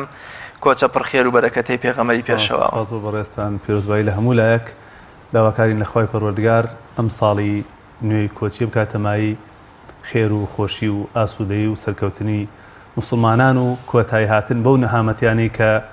موسڵمانان لەسەر جەم وڵاتانی دنیای ئەیچێژن. مامۆستا سەرجا پێمان بڵێ بزانین فەلسەفەی کۆچ چییە؟ بەڕاستی کۆچ لە پاش ئازار و میحنەت و ناڕەحەتی و زەحمەتێکی زۆر هات کە بەسەر موسڵمانانە ئەگوزەرە. یعنی لە پاشەوەی کە پێغەمبەری خوا صلی الله علیه وسلم بە ئاشکرا بانگەواز دەکا بۆ لای خوای پەروەردگار و سەردانی هۆز و شارە جیاواز و گوندە جیاوازەکانی دەوروبەری شاری مەککە شاری تائیفەکە، لە پاشەوەی کە قبوڵی وەرناگرێ و سزایەکی زۆری موسڵمانان ئەدرێ، ئەشکەنجە و ئازارێکی زۆریان بۆ دێ، تینیان بۆ دێ، هیچ وەسیلە و هیچ ڕێگەیەک نامێنێ نەیگرنە بەر. لە پاشەوە خوای پەروەردگار مۆڵەتیانەدا کە ئەو بانگەوازە ئەو داوە شوێنێکی تر هەیە کە گونجاوە کە تایە ئەتوانن شەوکەت پێیا بکەن، کە تیا ئەتوانن ببنە کیان، ببنە قەوارە، هەناسەی ئازادی هەڵمژن و بتوانن ممارەسەی شاعیرەکان بە شێوازێکی چاکتر و باشتر جێبەجێ بکەن، ئامادەسازی بکەن و کۆمەڵێ دەرهاویشتەی تر وەکو جەنابەت ئاماژەت پێکرد کە دواتر باسەکەین بێتە ئارەوە. بۆیە خوای پەروەردگار مۆڵەتیاندا بۆ ئەوەی کە بچن لەوێ بتوانن شاعیرەکانی دین بە باشی جێبەجێ بکەن و موسڵمانان ببن بە خاوەن شەوکەت و هێز، ببن بە خاوەنی کیانی خۆیان. ئەو بخوای پەروەردگار مۆڵەتیدا موسڵمانان بەر لەبەر کۆچیان کرد و کۆتا کەسیش پێغەمبەری خوا صلی الله علیه وسلم لەگەڵ هاوڕێی غاریا ئیمامی ئەبوبەکر پێکەوە کۆچیان کرد کە دواتر لە دەرەنجامی ئەم کۆچە کۆمەڵێک سەمەراتی گەورە، بەروبوومی گەورە، کۆمەڵێک نەتائیجی زۆر گەورەی هاتە بەرهەم کە ئەکرێ بڵێن بەڕاستی وەرچەرخانێکی گەورە بوو، مای نەسڕەتێکی گەورە بوو بۆ موسڵمانان. بەڵێ لە ڕواڵەتدا جیهێشتنی خاک و وڵات و ڕۆشتن بۆ وڵاتێکی غەریبی و خەڵکێکی غەریب و لە وڵاتێکی غەریب و بۆ شوێنێکی دوور بە نزیکەی 450 کیلۆمەتر دوورکەوتنەوە کە بۆ ئەو کاتە مەسافەیەکی یەکجار زۆر بووە کە خەڵک بە پێ و بە وشتر و بە شتانە ڕۆشتووە بەڵێ ئەمە لە ڕواڵەتە زۆر ناڕەحەت بووە هەر بۆیە پێغەمبەری خوا صلی الله علیه و سلم کاتێک کە لە شاری مەککە دەرەچێ بەرە کاتە دواوە فەرمێ ئەی مەککە وەڵڵاهی تۆ خۆشەویستترین پارچە زەویت بەلای خوای پەروەردگارەوە و خۆشەویستترین شوێنی بەلای منەوە ئەگەر بەهاتبایە ئەم گەلەی تۆ ئەم خەڵکە منیان وە دەرنەنایە لە تۆ لە خاکی تۆ هەرگیز جێم نەئەهێشتی ئەمە جێهێشتنی وڵات و خاک و وەتەن و زێدی لە دایکبوونی خۆت زۆر زەحمەتە بەڵام لە پاشی ئەوەوە نەسڕەتی مسلمانانی تایە عزت و شەوکەتی مسلمانانی تایە ئەمە ئەکرێ بڵین مانای تەزحیە و قوربانیدانی تایە یعنی خەڵکی مسلمان ئەبێت تەزحیە و قوربانی بدا بۆ ئەو دینەی ئەبێ ئامادە بێت لە پێناو سەلامەتی دینەکەیە سەری ماڵی وڵاتی خاکی هەموو کا بە قوربانی چونکە پیرۆستترین شت ئەعەز و شەی یعنی بەنرخترین شت لە ژیانی ئینسانە بریتێ لە ئەو دینەی کە لە تاریکی و جەهالەت و نەزانین و دەرێکا بەرە ڕووناکی ئەگەرەوە کەوتە مەترسی و ئینسانە بێ قوربانی بۆ بات نەکرد پێغەمبەری خوا صلی الله علیه و سلم و زۆرێ سەحابەکانیش قوربانیاندا بۆی بگەنە ئەم عیزەتە بۆی بگەنە ئەم شکۆیە بۆی بتوانن بە ئاشکرام عیبادەتەکانیان ئەنجام بدەن بۆی بەسەر بەرزانە سینگ دەرپەڕێنن بۆی خۆیان بەهێزکەنەوە بە نمونە سوهەیبی ڕۆمی کاتێک کە ویستی کۆچ بکات لە شاری مەککەوە بۆ شاری مەدینە بێباوڕەکان پێشیان پێگرت وتیان تۆ کابراایکی سوالکەر و هیچ نەبوو بووی هاتیتە ناو ئێمە ئێستا دەوڵەمەند بووی بە خاوەن پارە ئەتوێ ئەو بە ئاسانی و بە سادەیی دەرچی وتی کاکە ئەگەر من هەموو سەرەت و سامانەکەم بم بە ئێوە ڕێگەم بۆ چۆنەڵێ ڕێگەم لێ ناگرن ئەگەر من بچم بۆ شاری مەدینە بۆ لای پێغەمبەری خوا صلی الله علیه و سلم وتیان نەخێر ماڵ و سەرەت و سامانەکەتمان بەرێت و ئازادی ناونیشانی هەموو سەرەت و سامانەکەی پێدان بۆ ئەوەی کە بگا بە پێغەمبەری خوا صلی الله علیه و سلم بۆ کاتێک کە پێغەمبەری خوا گوێبیستی ئەم قسەیە بۆ فەرمووی ڕەبیح سوهەیب بەڕاستی قازاند زۆر باشە مامۆستا تەمان برایەتی دروستکردن پێش مزگەوت بوو لە نێو مەدینەدا بەڵام لەبەرەوەی کە 2 میل لە دوور مەدینە و لە قوبا پێغەمبەری خوا صلی الله علیه و سلم جمعی بەسەردا هات و لەوێ مزگەوتێکی دروست کرد و نوێژی جمعی بۆ کۆمەڵی لەو مسلمانانە ئەو شوێنە کرد گرنگی مزگەوت وەکو یەکێک لە دەرهاویشتەکانی کۆچی پێغەمبەری خوا و ئەو گرنگی و ئەهمیەتەی کە مزگەوت هەیەی لە کۆمەڵگەی مسلمانانە و لە ئێستەشدا کە ئەمڕۆ سەری ساڵی کۆچی و لە چەند ڕۆژی ڕابردوودا دژایەتێکی زۆری مزگەوت و بوونی مزگەوت و کاریگەری مزگەوت دەکرێت گرنگی مزگەوت چی بوو لە کۆچی پێغەمبەری خوا بۆ وەکو یەکێک لە دەستکەوتەکانی ئەو کۆچە و لە ئێستەشدا چ گرنگێکی بۆ ئێمە هەیە بەڵێ یەکەم کاری پێغەمبەری خوا صلی الله علیه و سلم کاتێک ئەچێتە شاری مەدینەی درەوشاوە بریتی بوو لە دروستکردنی مزگەوت ئەمە وەکو عەرەبە لە ئین دەل عەلا شەی ئەگەر دەلاتکە لەسەر یەک شتێک دەلاتەکە لەسەر گرنگی و بایەخی مزگەوت هەڵبەتە ئێستا ڕۆڵی مزگەوت بەداخەوە زۆر تەحجیم کراوە زۆر کورت کراوەتەوە لە ئەنجامدانی نوێژی جومعە و جەماعەتەکان و تەواو بەڵام پێغەمبەری خوا صلی الله علیه و سلم مزگەوتێکی دروست کرد بۆ ئەوەی یەکەم مسلمانان لەوای یەکتری ببینەوە تیا کۆب بنەوە لە جیاتیەوەی لە بازاڕەکان و لە شوێنەکان و لە ملاولولا و لە دعواتەکان یەکتری ببینەوە لە ناو مزگەوتا یەکتری ببینەوە لە ناو مزگەوتەوە ئەکرا پێغەمبەری خوا صلی الله علیه و سلم پێشوازی لە ئەو خەڵکانە بکا کە دێن بۆ لای لە ئەو وەفد لە ئەو خەڵکانەی ئەو شاندانەی کە لە وڵاتانی ترەوە دێن لە شوێنانی ترەوە دێن پێشوازیان لێ بکات ئەکرا لەوێ مزگەوت کرایە شوێنی مەشوەرەت و پرتوڕاوێشکردن سەبارەت بە ئیشوکاری جەنگ و سەبارەت بە ئەسیرەکان و چۆنێتی داڕشتنی پلان بۆ داهاتوو مزگەوت ئەکرا بە شوێنێک بۆ حەوانەوەی خەڵکی فەقیر و هەژار و ئەوانەی کە دەرامەتیان نەبوو شوێنیان نەبوو خۆ شاری مەدینە نە ئوتێلی تایە و نە خەڵکەکەی وەکو پیرزەوڵەمەند بوون مزگەوت بوو مەوا بۆ خەڵکێکی زۆر کە تایە بمێننەوە مزگەوت بۆ شوێنێک بۆی لەوێوە خەڵک بە ئاشکرا بەسەر بەرزانە بڕوا ممارەسەی ئەو توقوس و ئەو عیبادەتانە بکا کە خۆی پەروەردگار لەسەری پێویست کردووە مزگەوت بەڕاستی ڕۆڵی زۆرە ئێستا بەداخەوە ئەو ڕۆڵەی زۆر کەم کراوەتەوە مزگەوتە بێ وەکو دانیشگا وابێ مزگەوتە بێ خەڵکی فێری زانست و زانیاری بکە مزگەوتە بێ خەڵک لە ڕێی مزگەوتەوە لە معاناتی یەکتری تێگا کاتێک کە تۆ چیتە مزگەوت ئەبینی فڵان کەس دیار نییە فڵان کەس کەم و کوڕی هەیە فڵان کەس نەبوونە فڵان کەس نەخۆشە بەسەریەکەیتەوە یان هەر لە ڕێگەی مزگەوتەوە پێغەمبەری خوا صلی الله علیه و سلم ئەگەر سەحابەی دیار نەبووە کەسێ دیار نەبووە هەواڵی ئەپرسی بۆی بەڕاستی پێغەمبەری خوا صلی الله علیه و سلم باش دەرکی بەم ضرورەتی مزگەوت کردبوو شوێنێک کە مسلمانان کۆ بنەوە ئەمە معنایەکی دوورتریشی هەیە کە ئەسڵ وایە مسلمانان دایما ئاگیان لە حاڵ یەکتری بێ دایما کۆ بن تەبابن شوێنێکە بێ مەقڕێکە بێ کۆیان بکاتەوە ڕابێشکەن لەگەڵ یەکتریە ڕێی بگۆڕنەوە پلانی داهاتوو باز بکەن پێشوازی لە خەڵکی تر بکەن خەڵکتیا بەحەسێتەوە یعنی بەڕاستی ئەرک وەزیفەی زۆر گەورەیە بۆ یابینی پێغەمبەری خوا صلی الله علیه و سلم لە ماوەیەکی کەمە نەکرد مزگەوتی قوبا کە یەکەم مزگەوت بۆ خۆی بەدەستی خۆی ئیشی تیا کردووە بەڵکو لە دواتر مزگەوتی ئەوەی کە پێڵێن مزگەوتی پێغەمبەر صلی الله علیه و سلم ئێستا ئەو مزگەوتەیش دروست کرا. زۆر باش مامۆستایەکێکی تر لە دەرهاویشتە و دەستکەوتەکانی کۆچ بریتە لە دروستکردنی برایەتیەک کە بەتابەت لەنێوان ئەوس و خەزرەج لەلایەکە شەڕێکی لە مێژینەی 100 ساڵیان هەیە و برایەتی نێوان مهاجیر و ئەنسار واتە تەواوی چین و توێژەکان ئەتوانین بڵێن لە برایەتێکی دنیایش لە نێو دەستورەکەدا کە دوایی باش لە گرنگی و کاریگەری دەستوری شەکەین وەکو یەک لە دەستکەوتەکانی کۆچ توانین بەجۆرە لە جۆرەکان بەڕێوەبردنی وڵاتی داوەتە دەست کۆمەڵی لە چین و توێژە جیاوازە کانی نێو مەدینە برایەتی دروستکردنی پێغەمبەری خوا صلی الله علیه و سلم لە چیوە سەرچاوی گرتووە لە نێوان مسلمانان و ئەوس و خەزرەجیەکانە کاتێک کە پێغەمبەری خوا صلی الله علیه و سلم ڕەوانە ئەکرێ و ئەبێ بە پێغەمبەری عەرەب لە ناوێکا زۆر ناتەبا و ناکۆک بوون و ئەم ناتەباوی ناس جۆریە لەگەڵ یەکتریا ڕەنگە هەندێک کاریگەری لەسەر مسلمانەکانی شێشتا مابوو بێت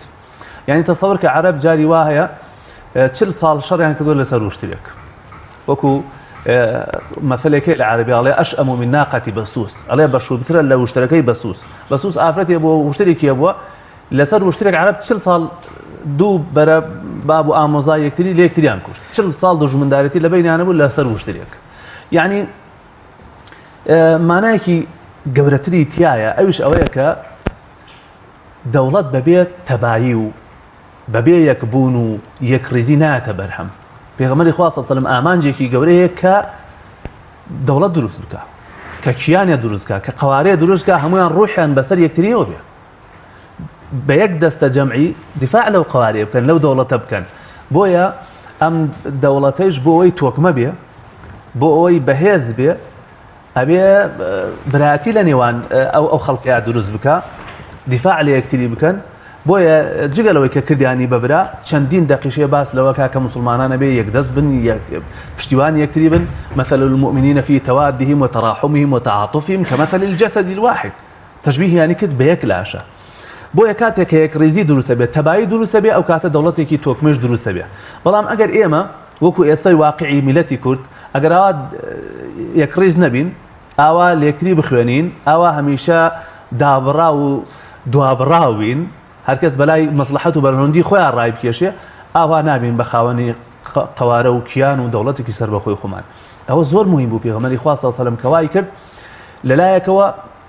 زەمینە سازی بکا بۆ دروستکردنی دەوڵەتێک لەلایەکی تریشەوە بۆ ئەوەی خەڵکانێکی هەژار کە کەس و کار و ماڵ و سەروەت و سامان و هەموو شتێکیان بەجێ هێشتووە بۆی کە جارێکی تر توانای دروستکردنی ژیانیان هەبێ بۆیە کە کردنیشی بە برای یەکتری وتی ئەبێ ماڵەکانتان لەگەڵ یەکتریا بەش بکەن زۆر باشە مامۆستا یەکێکی تر لە کارەکانی پێغەمبەری خوا نووسینی دەستوری یاسایەک بوواتە کۆمەڵگە لە کۆمەڵگەیەکی جەنگەڵی و چەتەیەتی و ڕێگرێتی و دزی و فەرهودیەوە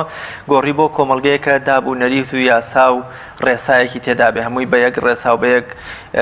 یاسا جوولەکە و مشریک و دووڕوو مسلمانی هەمووی پێکەوە گرێدا کە هەمیان بەرپرسن لە بەڕێوەبردن و ئاسایشی کۆمەڵگەکە ئەمە لە چێوە سەرچاوی گرتبوو کە لە 62 بەنداتوانی یاسایەک و دەستورێک بۆ یەکەم جار دابنێ لە مێژووی مسلمانانە ئەوش هەر لە زەمنی ئەو زەمینە سازەیە کە بەڕاستی دەوڵەت و قارە و کیانێک پێویستی پێیەتی یعنی ئێستا یعنی یەک تۆز مسلمانان بیر بکەنەوە لە کۆچ و دەراویشتەکانی کۆچ ئەویان بەڕۆنی بۆ دەرەکەوێت کە پێغەمبەری خوا صلی الله علیه و سلم چەندێک گرنگی داوە بۆی کە مسلمانان قەواریان هەبێت کیانێکیان هەبێت دەوڵەتێکیان هەبێت شوێنێکی سەربەخۆیان هەبێ بتوان خۆیان حکمی خۆیان بکەن نەکەونە ژێڕکێفی زاڵمان و خەڵکانی ترەوە لە دەرەوەی خۆیان هیچ یاسایەکی تر لە دەرەوە حکمیان نەکا بۆیە ئیشی لەسەرەوە کرد کە یاسایەک دانێ کە تەنزیمی شاری مەدینە بکە پایتەختی دەوڵەتی ئیسلامی ئەو کات هەڵبەتە پێغەمبەری خوا صلی الله علیه و سلم باش دەرکی ئەو حەقیقەتەی کردبوو کە ژیان تێکڕای ژیان بە یاسا جوڵێتەوە ژیان هەمیشە پێویستی بە یاسایە خانەوادەیەک لە ناو خۆی ئەگەر پێویستی ئەگەر یاسایی نەبێ شیرازەی تێکەچێ قوتابخانەیەک ئەگەر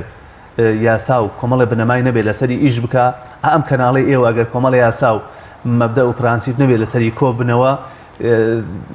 ناکرێت ناڕوا بڕێەوە پێغەمبەری خوا سەڵسەلام باش دەرکی ئەو واقعی کردو کە مسلمانان پێویستیان بە یاسایەکەیە کە لە ژێریا بتوانن ممارەسەی ژیانی خۆیان بکەن بتوانن ئەگان لە حەق و مافی یەکتری بێت تجاوز نەکەنە سەر مافی یەکتری مالەکەوە ما عەلەیک خلاصە مسلمانان بزانن چیان بۆ هەیە و چیش واجبە لەسەریان کە جێبەجێی بکەن بۆیە بوونی ئەو یاسا ئەمجا مەدینە غیری مسلمانیشی تیا بوو ئەی باشە مسلمانان چۆن تەعاملکەن لەگەڵ ئەم غیرە مسلمانانەیە لەگەڵ ئەو جوولەکانی کە لە شاری مەدینە هەبوون خۆ ئیسلام بە زۆر ناسەپێنرێ بەسەر خەڵکیە بۆیە بڕێ مادەیشی تایە کە هەر ڕەبتی بە ئەو خەڵکانەوەیە کە غیری مسلمانن چۆن مامەڵیان لەگەڵا بکرێت چۆن دەستدرێژی نەکرێتە سەر حەق و مافیان لەبەرەوە لەو سۆنگەوە بەڕاستی شاری مەدینە کە بینای دەوڵەتێکی تیاکرا ضرور بوو دەستورێک بنووسرێتەوە بۆی مسلمانان بە چاوڕوون زۆر باشە ماوەسەیان زۆر بە کورتی کۆتا پرسیارم گە وەڵام بدەیتەوە لەبارەی ئەمڕۆ 1441 ساڵ تێپەڕێ بەسەرەوە کۆچەدا بیرکردنەوە و یادکردنەوە و قسەکردن و باسکردن لەم کۆچە و چ گرنگی و بایەخێکی بۆ ئێمەی مسلمان هەیە دوای تێپەڕبوونی 1441 ساڵ بەسەرەوە مێژوەدا وڵای بەنسبەت مسلمانانەوە ئەمە حەدەسێکی زۆر گەورەیە بەڵام بەداخەوە و لە ئاستی پێویستە ئیهتیمامی پێ نەدراوە بەڕاستی مقەسرین لە بەرزدڵاگرتنی ئەم ڕۆژە یعنی ئێمە بەهۆی ئەو هەموو ڕۆژە ژیانیانەی کە هەیە بەهۆی ئەو هەموو مناسبەتە جۆرا و جۆرانەی کە هەیە بەڕاستی مسلمانان بێ ئاگان لە مێژووی خۆیان ئەمە توراسی ئێمەیە ئەمە مێژووی ئێمەیە ئەمە شکۆ و عیزەتی ئێمەیە بەهۆی ئەم ڕۆژەوە خوا دینی بە عیزەت کرد دین گەیشتە ئێمە دین سەربەرز بوو مسلمانان بوون بە خاوەنی قاوارەوەکیانی خۆیان مسلمانان لە چەوسانەوە و لە دەربەدەرەی و نەهامەتی ڕزگاریان بوو بەڕاستی ئەبێ احتیمامی بدرێتێ ئەبێ لێکۆڵینەوەی لەسەر بکرێ ئەبێ ئەم ڕۆژە بە هەند وەربگیرێ ئەبێ بەڕاستی لە ڕۆژ جیاوازەکانەوە لێکۆڵینەوە لەسەر دەرهاویشتەکانی ئەم کۆچە بکرێ و مسلمانان بەڕاستی زۆر بیکەنە جێ احتیمامی خۆیان هەروکو چۆن گرنگی بە مناسبەتەکانی تر دەدرێت بەداخەوە ئێستا زۆربەی زۆری خەڵک ئەزانێ کەی سەری ساڵی زاینیە و ئاهەنگی بۆ گێڕن کۆنسرتی بۆ گێڕن هونەرمەند لەم لەولاوە ئەهێنرێ بەڵام بڕۆ لە خەڵکێکی زۆر بپرسە نازانێت سەری ساڵی کۆچی کەیە و چییە و لە چیەوە هاتووە ئەمجا خۆزگە تەوسیەشمەوەیە کە بۆتان بکرێت لە بەرنامەی ترە دەرفەتی تر بڕاستێن بۆ خەڵکانی تر قسە لەسەر ئەبعادەکانی تری کۆچ بکەن یعنی کۆچ گەورەترین مانای خۆشەویستی تایە کە دوو هاوڵی گەورە خوای پەروەردگار خۆشەویستی و تەبایی و تەسحێدانی ئەو دوو هاوڵە لە قورئانە تۆمارەکات یعنی خۆزگە قسە لەسەر ئەو جانیبانەش بکەوە زۆر جانیبی تری تایە لە بەرنامەشمانە هەیە لە چەند ڕۆژی داهاتوە ئینشەڵا لەسەر کۆچ و دیوە نادیارەکانی کۆچیش قسە بکەین ئینشەڵا مامۆستایان زۆر سپاس دەکەین زۆر سپاس ئەگەر دەرفەت هەبێ پێم خۆشە دوو دێڕی شعرێکی مامۆستا ئەحمەد هەیە لە خۆشەویستی ئەو خۆشەویستیە ئەیڵێ لە خێمەتان ئەیخوێنمەوە ئەڵێ دڵێ بۆ دڵت یعنی دڵێک بۆ دڵی تۆ بە دڵ ژانی بێت یعنی بە دڵ هەز بە ئازار بکات دڵێ بۆ دڵت بە دڵ ژانی بێت هەزار جار دڵم بە قوربانی بێت کێ گڕی حوبت یعنی گڕی خۆشەویستی تۆ بەر بێتە گیانی ڕۆح و گیان ئەەکەم باڵاگەردانی خوا جوانە زۆر سپاس خی گەورە لێت ڕازی بێ و زۆریش بەخێر مامۆستایگیان بەڵێ بینەرانی ئازیز لە بڕگەی ڤیدیۆکانیەوە بەڕێزێک دیمەنی ڕازاوی ماڵێک با گوڵا قەزای دەربەدی خان بۆی ناردوین فەرمون با پێکەوە بینەری بین.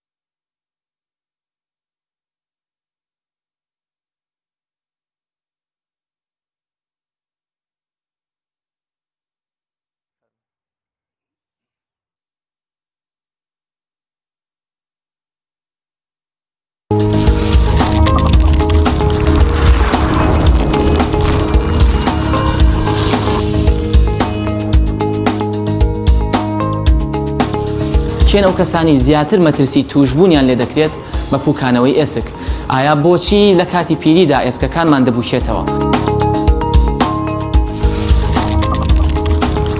ئێسکەکان بە بەردەوامی پرۆسەی نوێبوونەوە ئەنجام دەدەن، واتە خانە ئێسکە کۆنەکان دەمرن و خانەی ئێسکی نوێ دروست دەبێت. ئەم دەسە بۆ قالبێ خوش چۆن ڕقەبێت ئەم حرەکە نەبوو، ئەم حرەکەی مەچەندی نەمابوو، ئەم دەسەم لە دەژام.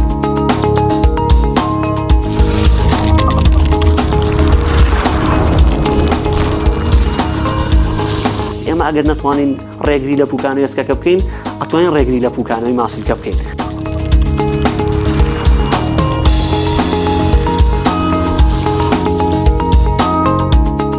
کە هەش کاتێ نەخۆش هات و وتی لە حاڵەتێکی بەسیتە سمتیشکاوە یان ئەژنوێشکاوە یان خولە پێشکاوە، ئەوە نیشانەیەوەیە کە پوکانەوەی ئێسکی هەیە و دیارە. ئایا بە چ ڕێگایەک خۆمان بپارێزین لە پوکانەوەی ئێسک یاخود هیچ نەبێت خۆمان بپارێزین لە حاڵەتەکانی شکان کە ئەگەری هەیە بەهۆی لاوازبوون و پوکانەوەی ئێسکەکانەوە ڕووبدا؟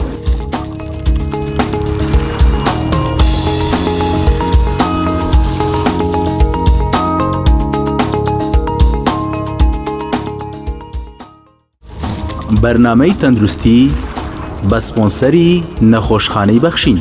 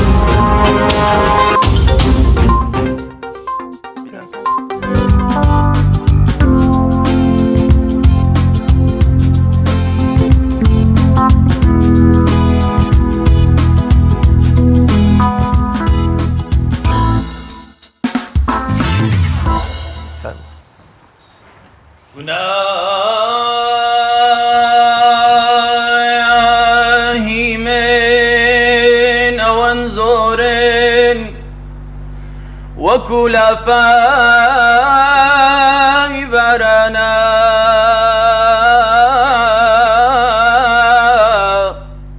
یەقینە تۆ کەریمی لوتفەکەت بێ حەد فەراوانە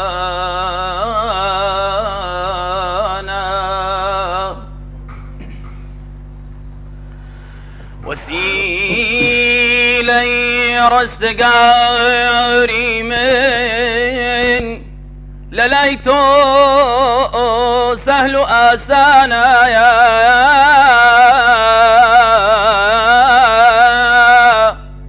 ترحمك بأحوالم كمالي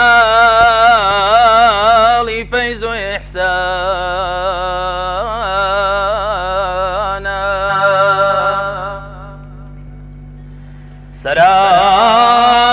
سرايا سرچو بابا عمرم ببهدا لدى الدنيا سبيب ميسر رمراش ببي زهد ببي تقوى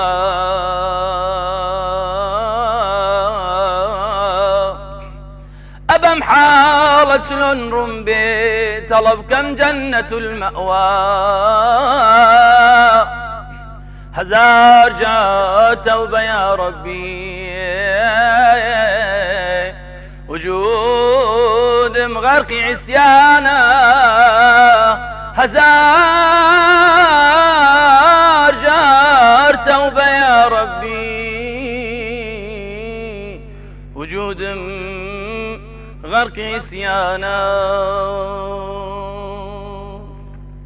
أمن دستم بداماني تو أي مولاي درويشان أمن دستم بداماني تو أي مولاي درويشان أمن روحم بقرباني تو أي آغاي درويشان أمن روحم بقرباني تو أي آغاي درويشان خريداريان يوسف بايا همويان بين وحازر بين خريداريان يوسف بايا همويان بين وحازر بين لبازاري طريق الدواء لقل سوداء درويشان لبازاري طريق الدواء لقل سوداء درويشان أمن دستم بداماني تو أي مولاي درويشان أمن روحم بقرباني تو أي آغاي درويشان أمن روحم بقرباني تو أي آغاي درويشان أمن روحم بقرباني تو أي آغاي درويشان لسعي فايز نور داي ميتابان بحمد الله لسعي فايز نور داي ميتابان بحمد الله هميشة روشن وصافا شوي الداي درويشان هميشة روشن وصافا شوي الداي درويشان أمن دستم بداماني تو أي مولاي درويشان أمن روحم بقرباني تو أي آغاي درويشان أمن روحم بقرباني تو أي آغاي درويشان أمن روحم بقرباني تو أي آغاي درويشان همالو مينم يا نبي توي دنيا ودينم يا نبي بفداي توبي عزيز يا روحي شيرينم يا نبي بفداي توبي عزيز يا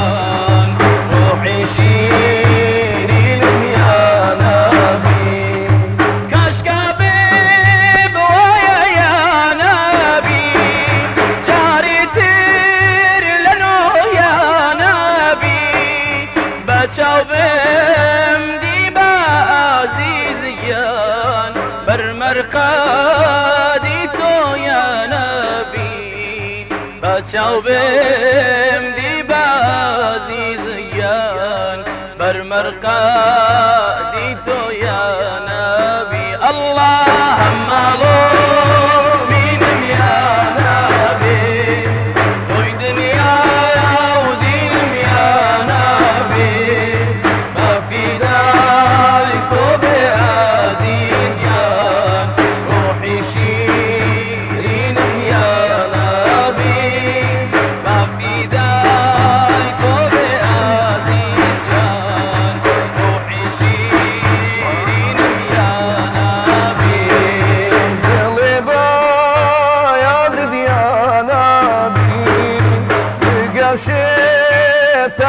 يا نبي نشأي نوري حب عزيز يا أبخشيت يا نبي نشأي نوري حب عزيز يا أبخشيت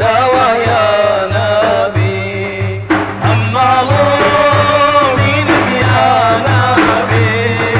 توي دنيا ودين يا نبي ما في داعي توبة عزيز يا روحي شيرين يا نبي ما في داعي توبة عزيز يا روحي شيرين يا نبي یاخوا دەنگ و دەمتان خۆش بێ زۆر زۆر سپاستانەکەین. بەڵێ عزیزان ئەم دەنگە خۆشەی کە بیستان پێناسە و پێشەکێک بوو بۆ گروپە جوانەکەی یاران و پێویست ناکە ئێمە زیاتر لەسەر گروپی یاران قسە بکەین وە لە چەند ڕۆژی ڕابردووشدا لە ڕۆژهەڵاتی کوردستان بەشداری فێستیڤالێکیان کرد و ئەلحەمدولای یەکەمی ئەو فێستیڤالەش بوون. ئەمڕۆ ئێمە قسە لەسەر چالاکیەکانی گروپەکە و تایبەتی شیەکەینەوە زیاتر بە سەری ساڵی کۆچی کۆچکردنی پێغەمبەری خوا صلی الله علیه وسلم لە شاری مەککەی پیرۆزەوە بۆ شاری مەدینەی درەوشاوە و لەگەڵمان بن تا کۆتایی بەرنامە لە خزمەت گروپی یاراندا دەبین. زۆر بەخێر بێن هەریەک لە بەڕێزان مامۆستا بیلال کێوانی و مامۆستا ڕابەر کوردستانی و ئەو دوو عاجز و خۆشەویستەمان کاک گوسامە وادی و کاک بڵێسە سیدرای خوا بەخێر بێن دەست و پەنجەتان خۆش بێ و ماندوو نەبن ئینشاءڵڵا. زۆر بەخێر بن یاخوا. کاک بیلال عیرفان چیمان پێ دەڵێت لەبارەی کۆچەوە؟ بەڵێ هەڵبەتە ئێمە ئەگەر بمانەوێ خوێندنەوە و تێڕوانینێکی عیرفانیانە بۆ کۆچ بکەین ئەبێ لە بیسمیلاوە دەست پێ بکەین. کاتێک مرۆڤ ئەڵێ بیسمیلا واتە بە ناوی خوا تەواوی سڕ و نهێنی کەون و وجود ئەو تا لە ژێر بێ بیسمیلا وەکو زۆربەی زۆری عاریفەکان باسی لەوە ئەکەن. وشەی بیسمیلا واتە ئەوەی کە ئیتر تۆ هەموو وجود و هەموو بوون و هەموو ئەو تایبەتمەندێتی و ئیمتیازاتانەی کە خۆت هەیە ئەیخەیتە ئەولاوە لەو کاتێک کە ئەڵێ بیسمیلا. عیرفان یعنی ئەوەی کە تۆ بە هەموو مانایەک ئێمە لە چەند ڕۆژی ڕابردووە لە مەراسیمی جەژنی قوربانی پیرۆزا بووین. ئەبێ قوربانی بە هەموو ئەو خواستە شخصی و تاگرایی و نەفسیانەی خۆت بەی لە پێناو چۆنەڵی ئاستێکی باڵاتر بۆ ئەوەی کە ڕۆحی ئینسان بەرەو ئاستێکی بەرزتر و گەورەتر و شیاوتر عروج بکە.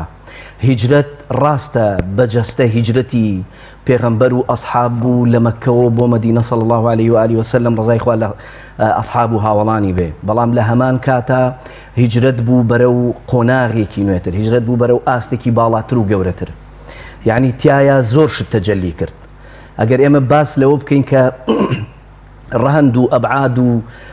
چۆنەڵی چوارچێوەی هیجرەت بخوێنینەوە زۆر شتی عەجیب و غەریبمان بۆ دەرەکەوێت. پێغەمبەر صلی الله علیه و آله وسلم کاتێک کە بڕواری ئەوەیدا لە مەککەوە هیجرەت بکا بۆ مەدینە ڕاستە هیجرەتێکی جەستەیی و مەسەلەن مادی بوو، بەڵام لە هەمان کاتە ئەیویست بە ئەسحاب بڵێ کە ئەبێ قوربانی بە هەموو ئەو شتانە بیت کە لە حیاتی توا هەیە لە وجودی توا هەیە. پێغەمبەری خوا کاتێک کە لە مەککە چووە دەرەوە ئاوڕێکی دایەوە بۆ مەدینە و سەیری شاخی هینی کرد بڵین مەکەی کرد فەرمووی واللهی خۆشم ئەوەیت، واللهی حەزم نەئەکرد بەجێت بێڵم، بەڵام ئەگەر ئەوانە بیان هێڵایە حەزمە کرد لێرە درێژم بە ژیان و ئەوە باە لێرە ئەوەمان بۆ دەرەکەوێت کە خودی پێغەمبەر صلی الله علیه و آله وسلم چەند چۆنڵی قوربانی گەورەی یاوە تەنانەت بۆ جێگە و شوێنە زرگەی کە خۆی تایە گەورە بوو لە دایک بووە و پەروەردە بووە تایە. کۆمەڵێک یادگاری زۆر زۆر گەورە و شیرین پێغەمبەری خوا هەی بۆ لە ناو مەککەیە. بەڵام هیجرەت وا ئەکا کە قوربانی بە هەموو ئەو حاڵەتانە بە کۆچ بکە لە ناو مەککەوە بۆ مەدینە. دوجار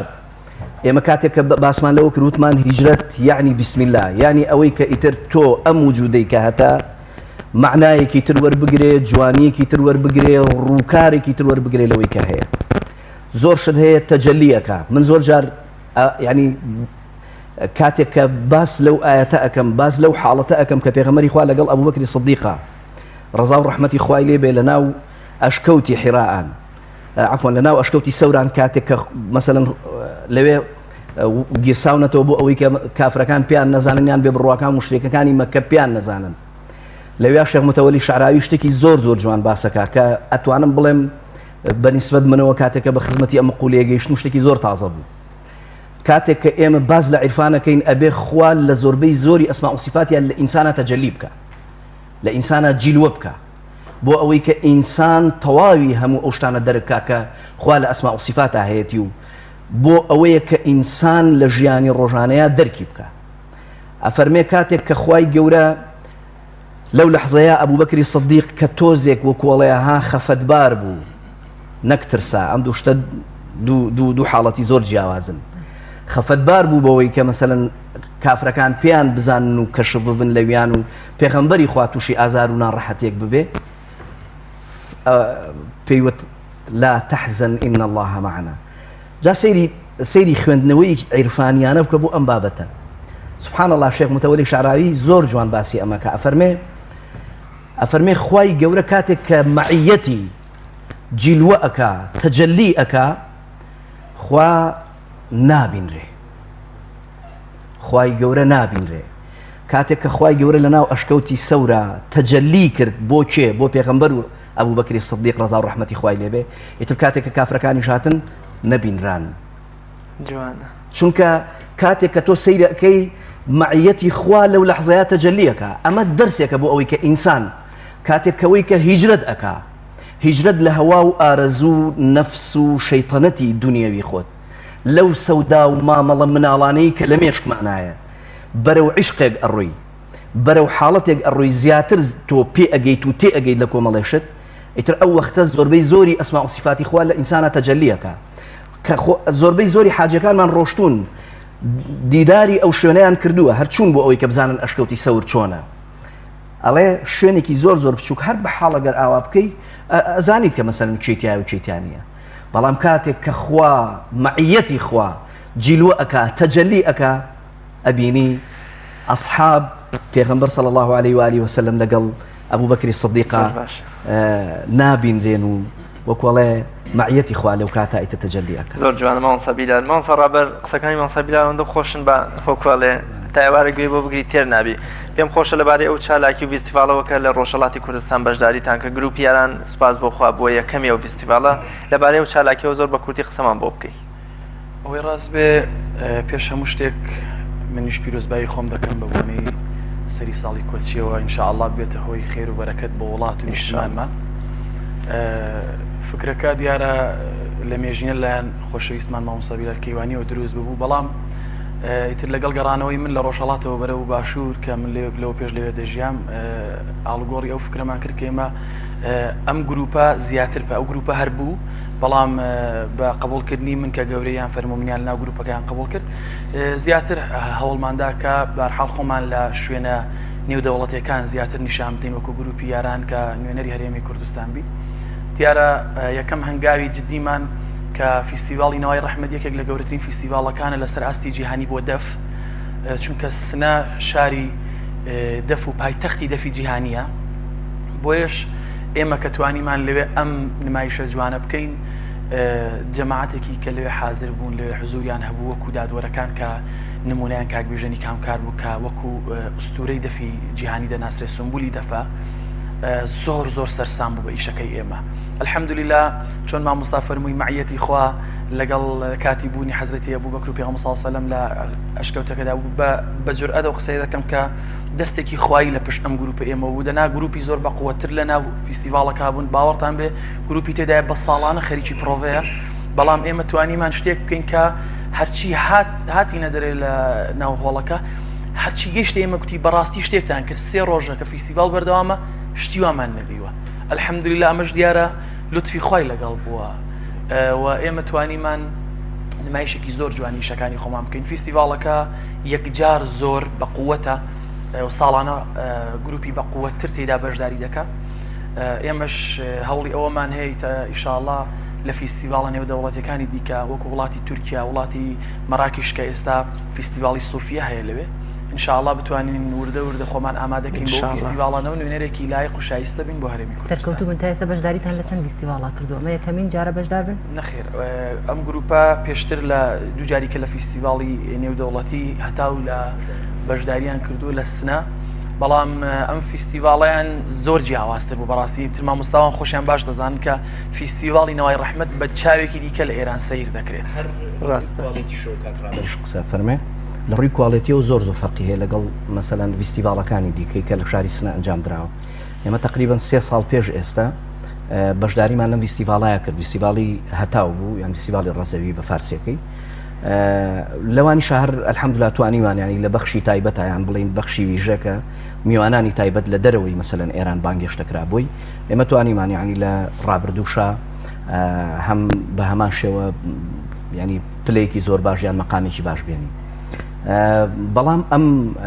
فیستیڤاڵیان زۆر جیاوازتر بوو لە فیستیڤاڵەکانی تر بە حکمی ئەوەی کە ئەم فیستیڤاڵە هەم ینی ئەو گروپانی کە بانکرابوون زیاتر لە 36 گروپ مەسەلەن بانکرابوو لە ناوخۆی ئێران و مەسەلەن دەرەوەی ئێران وەکو پاکستان و هندستان و ئەفغانستان و مەسەلەن کوردستانی خۆمان و ئەمانە گروپەکان هەمیان بەقوت بوون، هەمیان زۆر بەهێز بوون، ئەنجا دادوەرەکانیش بەقوت بوون. مەسەلەنی یەکو فەریدونی شەهبازیانی تایە کە سەرۆکی ئۆرکسترای سەمفۆنی میلیە لە هەموو ئێران. یعنی ئەتر کە یەکێکە لە ڕەمزە زۆر دیارەکانی موزیک لە ئێرانە. ئەوە یەکێک بوو لە دادوەرەکان، مەسەلەن وەکو جەنابی کاک ڕابەر فەرمووی کاک بێژەنی کامگار ئوستاد بێژەنی کامگار کە یەکێکە لە ئوستادە زۆر گەورەکانی کورد بەڕاستی. مەسەلەن کاک دکتۆر سەید بەهادینی حوسەینی تیا بووە، مەسەلەن وحیدی تیا بوو کە ئەوی ژێکێکە لە ئوستادە گەورەکانی دەبار حاڵیانی قسەکە لەسەر ئەمەیە ئەوێ کواڵێتیەکەی زۆر جیاوازتر بوو لە لەوچە بینەران تامەزرۆی بەرهەمێکی تر تابن و ئێمە ژەر وەها ینی پێمان خۆشە گوێبیستی بەرهەمێکی ترتان بێت. جا نازانم مچیتان بڵێم.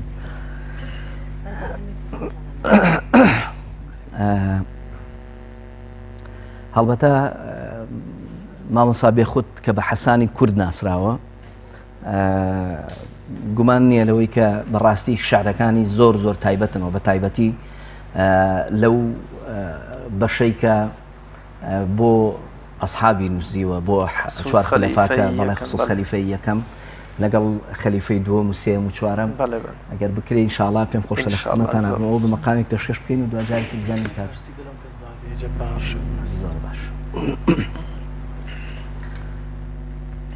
خۆشە و دەمەی کە ڕۆژ و شەو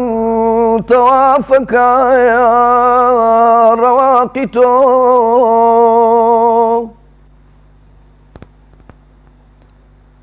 خۆشە و سەرەی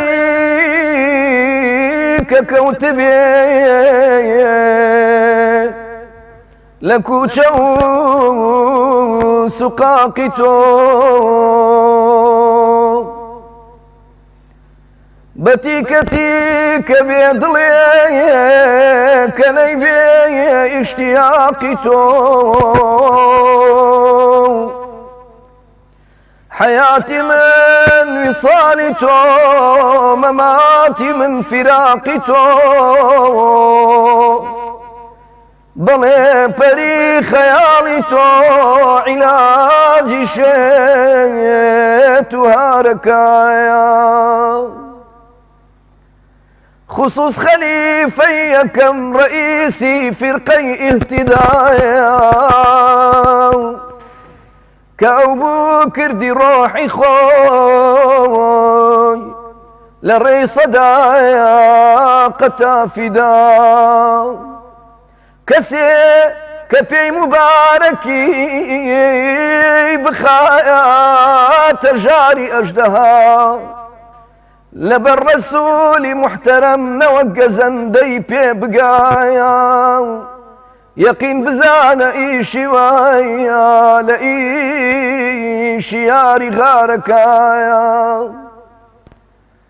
لباش إمامنا مور عمر خليفة زمين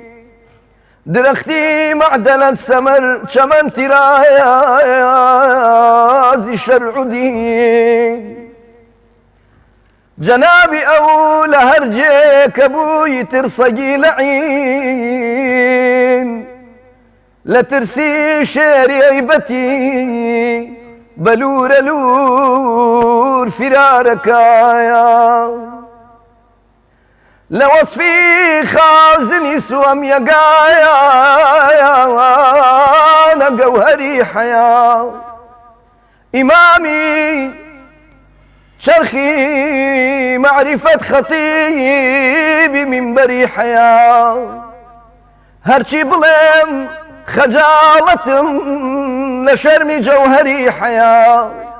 کەسێک کە دابخا فەلەک لەسەر لە ڕێی ئەوە سەری حەیا هەزاری وەک من و مەلەک بە باسی شەرمەزارەکە لەگەڵ کەسێ حەبیبی خۆی خوا کە بوو عنایەتی بەیانی وەسفی ئەو ئەکا لە هەل ئەتایە بە ئایەتی بەڵێ غەزەنفەرێکی وایە بە زۆری شان و ڕایەتی بەدەست و تێغی هەڵمەتی لە شێری کردگارەکە دلایم کەس باودای جەبارێ شد مەست دلایم کەس باودای جەبارێ شد مەست تەنم کە صحبت دلدارێ شد مست تەنم کە صحبت دلدار شد مست از آن می جرعایی دادن به من سوی از آن می جرعایی دادن به من سوی أنا الحق میزاد و بدار شد أي أنا الحق ميزاد وبردار شد من دلایم کەس باودای جەبار شد من تنم کە صحبت دلدار شد مست تنم کە صحبت دلدار شد مست از علمی جرعی پاکان چشیده از علمی جرعی پاکان چشیده جنید و شبلی و عطار شد مست جنید و شبلی و عطار شد مست دلم کەس باودای جەبار شد من تنم کە صحبت دلدار شد مست تنم کە صحبت دلدار شد مست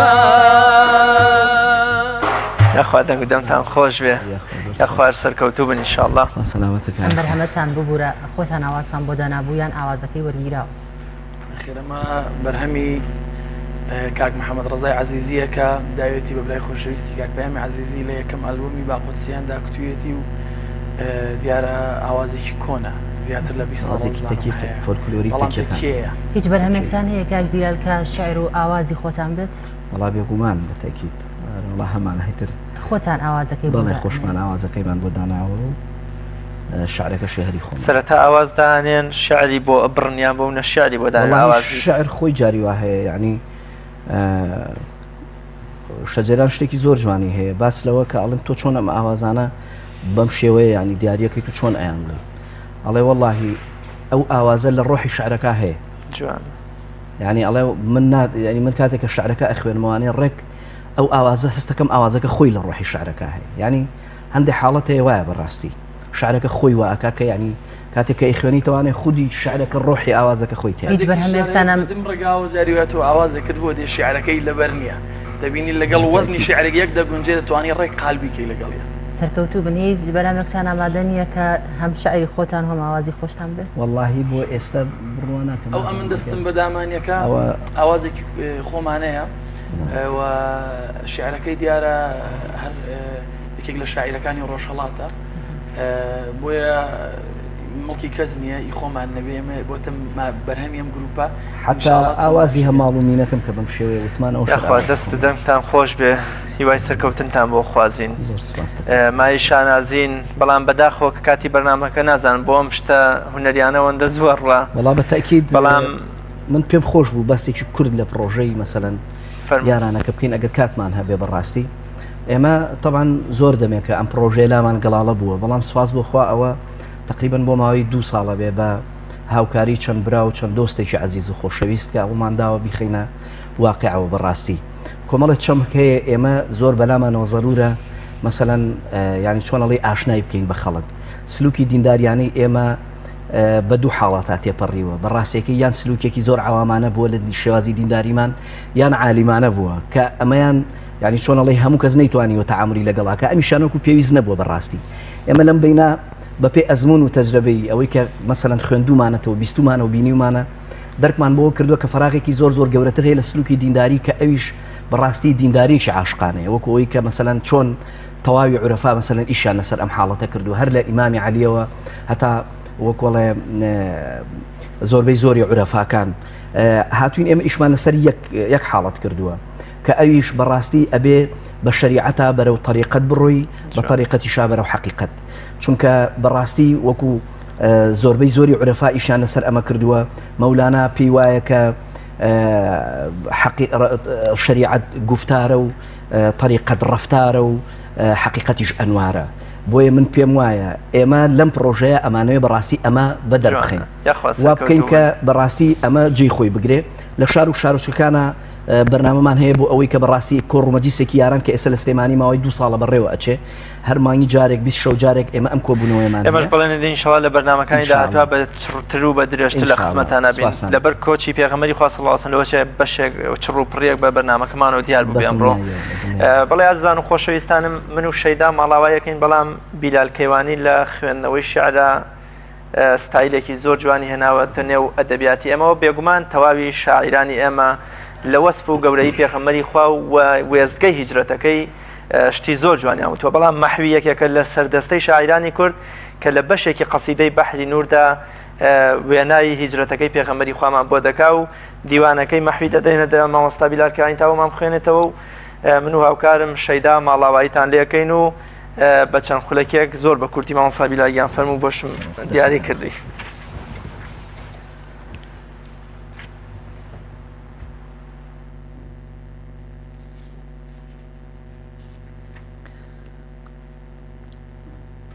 ئەگەر ئەم هیجرەتە نەبوایە